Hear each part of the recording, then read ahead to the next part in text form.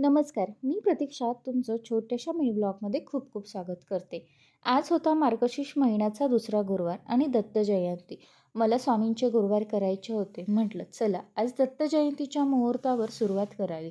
त्यासाठी मला इथे 2 पूजा मांडायच्या होत्या. एक पूजा म्हणजे स्वामींची पूजा आणि दुसरी गुरुवाराची आपली महालक्ष्मीची पूजा. सकाळी लवकर उठून माझं आवरून घेतलं आणि स्वामींची पूजा केली. पुस्तकही वाचून घेतलं. मी इथे सारामृताचं वाचन करत आहे. तर हा माझा पहिलाच गुरुवार होता आणि मग नंतर दुपारी देवीची पूजा वगैरे मांडून घेतली. इथे माझी सगळी पूजा वगैरे मांडून झाली होती आणि लगेचच पुस्तकही वाचून घेतलं. घरात छान असं वातावरण तयार झालं होतं. पूजा केल्यावर मनाला इतकी शांती भेटते की खूप पॉझिटिव्ह फील होतं.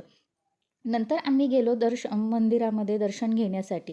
दत्त मंदिरात तिथे छान असं फुलांनी पाळणा वगैरे सजवला होता. नंतर आम्ही पाळण्याबरोबर फोटोही काढून घेतले आणि नंतर दर्शन वगैरे घेऊन निघालो. तर मुलांनी इथे गंध वगैरे लावून घेतला आणि सगळ्या मंदिराला लाईटिंग वगैरे लावून लाईटीच्या माळा वगैरे लावल्या होत्या.